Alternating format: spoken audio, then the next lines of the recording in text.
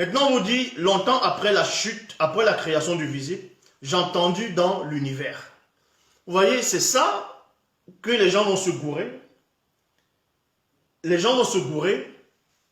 Les gens vont se gourer, ils vont dire, plus tard, Satan est tombé, on a entendu dans le ciel comment on disait le salut est arrivé, et le règne et la gloire et l'autorité de son Christ, quel était précipité l'accusateur de nos frères, celui qui les accusait jour et nuit. Donc ça veut dire qu'il y a le jour et la nuit de l'autre côté alors. Donc, quand ils vont lire l'Apocalypse, ça va les embrouiller, ils vont rien comprendre.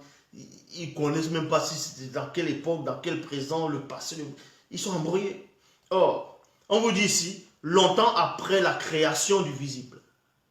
Je dis bien, longtemps après la création du visible, j'entendis dans l'univers la voix forte, hors du temps, d'une entité, du grand ordre des choses qui disait maintenant. Maintenant, ça veut dire quoi? Maintenant, entre parenthèses, on dévoile à Doubicet ce qui veut dire maintenant par rapport à l'époque où il a vu ça.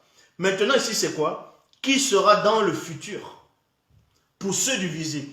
Parce que quand les entités du grand ordre des choses vont dire maintenant, les maintenant, ce n'est pas maintenant par rapport à ton époque, à toi. Le maintenant là peut symboliser un futur. Parce que eux, ils sont, les entités ne sont pas dans le futur. Je vais vous expliquer, on va un peu raisonner, vous et moi. Tous les youtubeurs, tous ceux qui vont regarder cette vidéo.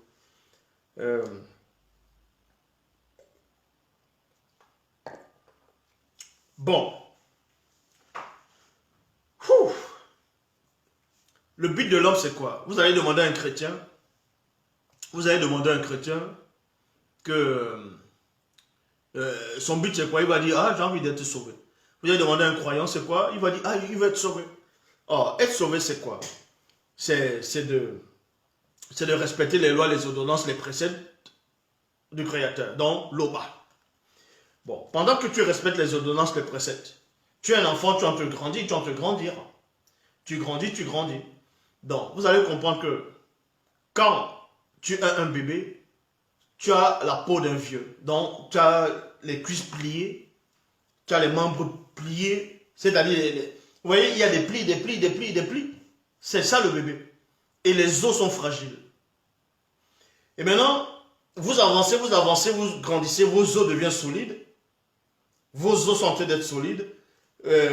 Devient solide, vos muscles sont en train de se fortifier pour pouvoir porter votre poids, vos os, ainsi de suite. Vous grandissez.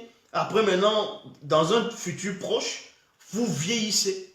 Et maintenant, quand vous vieillissez, vous avez l'impression que vous êtes en train de redresser après. Parce que plus vous vieillissez, vous redescendez encore.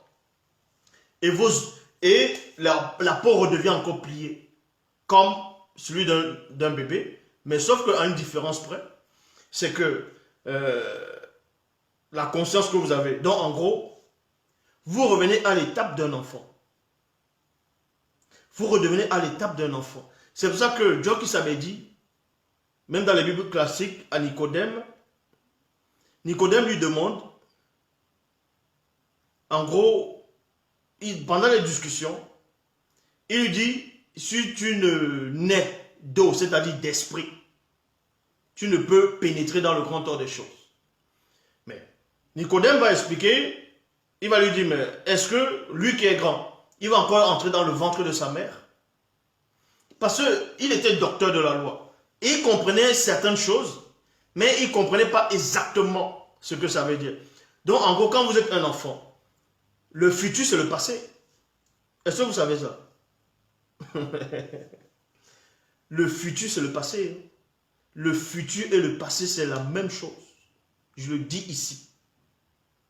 Le futur et le passé, c'est la même chose. C'est un cercle. C'est un cercle. Pourquoi le futur, c'est le passé? On va vous expliquer pourquoi le futur, c'est le passé. Aucun scientifique ne peut vous expliquer cela. Aucun bibliste, peu importe, ne peut vous expliquer cela. Le seul va vous expliquer pourquoi je dis que le futur, non, c'est-à-dire le passé est égal au futur. Le passé et le futur, c'est la même chose. Pour être sauvé, il faut rentrer dans le passé. Ce n'est pas dans le futur que vous allez être sauvé. Hein. Le futur dont vous imaginez. Le futur, c'est le passé. Pourquoi le futur c'est le passé?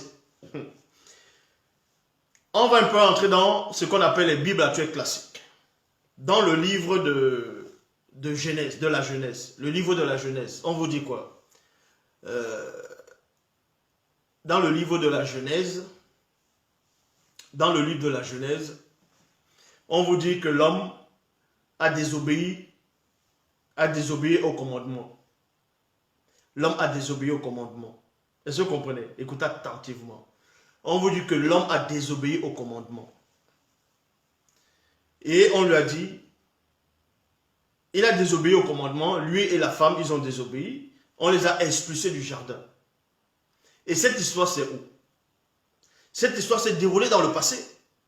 Jusqu'à notre époque ici, l'histoire de la désobéissance, de la chute originelle, c'est dans le passé. Ça veut dire qu'on les a expulsés du jardin d'Éden. On les a expulsés. En les expulsant, on les a dit quoi? On a dit quoi? Voici l'homme est devenu comme l'un de nous. Empêchons-le maintenant d'avancer sa main, de prendre de l'arbre de vie, d'en manger et de vivre éternellement. Et on l'a expulsé du jardin. En l'expulsant, on l'a expulsé du jardin. Mais le jardin se trouve où maintenant? C'est dans le passé que cette histoire s'est produite. Donc, cet arbre de vie, c'est où? C'est toujours dans le passé. Donc, pour manger cet arbre-là, tu vas dans le futur qui est le passé. C'est pour ça que dans le livre de l'Apocalypse, on dit quoi? Celui qui vaincra, il va manger le fruit de l'arbre de vie qui est dans le paradis, qui est dans le jardin de Dieu, non? Le jardin de Dieu, c'est où? C'était pas là où on a chassé Adam, dans les Bibles actuelles classiques. Et on a chassé Adam, ou dans le futur ou dans le passé. Donc, le passé, c'est le futur. C'est pour ça que plus vous avancez dans votre vie, dans votre existence, plus vous pensez au passé. Pour rattraper les erreurs de ce que vous avez fait dans le passé, au fur et à mesure. En gros, vous rentrez dans le passé. C'est ce qu'on appelle rattraper le temps. Vous rentrez dans le passé. Le passé, c'est le futur. Parce que c'est un cercle. Ça tourne. Ça ne fait que tourner. La notion du présent, c'est quoi alors? Le présent tel que vous imaginez n'existe pas. Ça existe, mais ça n'existe pas tel que vous imaginez. Le fait que nous sommes en train de parler, ce qui domine le présent, c'est quoi? C'est le passé et le futur. Le passé et le futur écrasent le présent. Comment le passé et le futur écrasent le présent? Depuis, nous sommes en train de parler. C'est le présent ici. Le présent, en gros, nous sommes en direct. Ici, on est le présent. Là, je suis en présent. Présentement, je suis devant vous. Là, c'est le présent. Mais pendant que je parle, depuis que je suis en train de parler, mes mouvements, mais c'est dans le futur. Plutôt, c'est dans le passé. Et en même temps, je suis dans un futur. Et le présent ne fait qu'être écrasé. Le présent, c'est quelques secondes. Le présent, c'est des secondes. C'est des secondes. Alors que vous sentez le poids du passé. Vous sentez le poids du futur.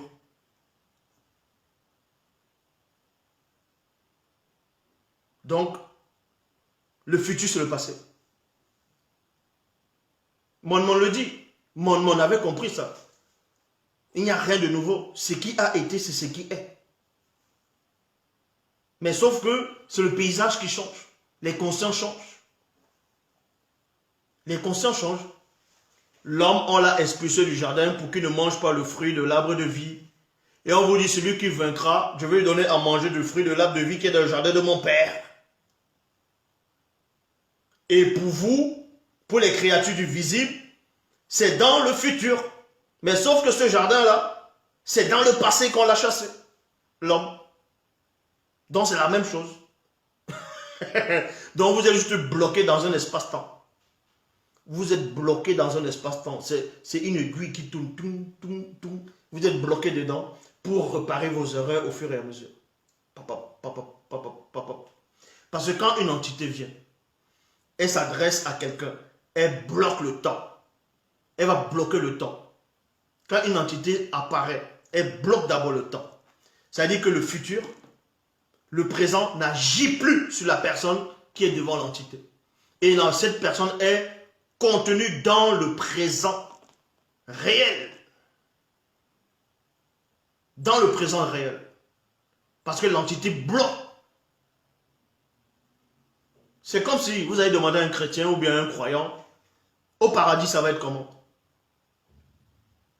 Le paradis va être comment? Ils vont vous dire, non, au paradis, on va se balader, on va manger, on va voir les animaux, ils vont voir Dieu, ils vont... Ouais, ça veut dire que dans le paradis, le temps passe alors. Le temps ne passe pas au paradis. Le temps ne passe pas, il n'y a pas le futur dans le paradis. En tout cas, le paradis spirituel. Mais dans votre visible, le paradis terrestre, c'était dans le passé. Et c'est ce même paradis terrestre, cette entité-là, vous devez le rencontrer dans le futur, donc vous devez rentrer dans le passé. Mais vous pensez que quand on a expulsé celui qu'on appelle Adam et Ève du jardin d'Éden, c'est dit que les premières entités, selon les Bibles classiques dont on a fait allusion, c'était les chérubins, qui protégeaient le chemin de l'arbre de vie. Mais c'est écrit où dans les Bibles classiques que ces chérubins-là qui protégeaient le chemin de l'arbre de vie pour que Adam ne mange pas ce fruit-là, c'est écrit où qu'on les enlevait là, à cette place-là. C'est pas écrit qu'on enlève, c'est écrit où qu'on enlevait ces chérubins-là qui protégeaient le chemin de l'arbre de vie avec des épées flamboyantes. C'est écrit où qu'on les enlevait là-bas. Ils sont toujours posés là-bas, postés là-bas. Donc ils sont postés ils sont postés dans le passé. Et c'est dans le futur que vous pouvez les rencontrer. Et ce futur-là, c'est toujours le passé. Pour les créatures du visible. C'est à peu près... C'est comme ça qu'ils ont écrit le livre de l'Apocalypse.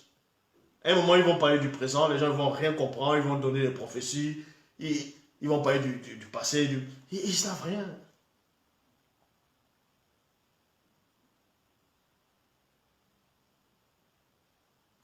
C'est même pour ça qu'on dit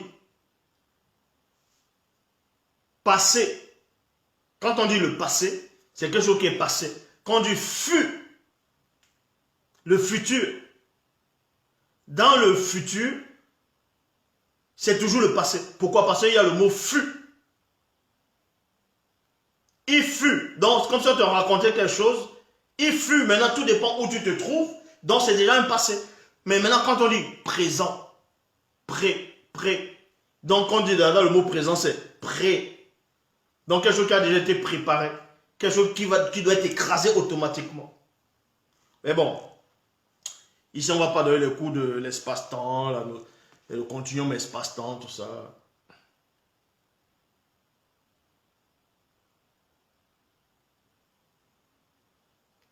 Est-ce qu'on doit lire Bible de la fin au début? Mais quand vous lisez Bible, voici Bible. Quand vous avez Bible, dans Bible, on parle de moto. Au début, on parle de l'histoire de moto. Et à la fin, on parle toujours de l'histoire de moto. Vous voyez?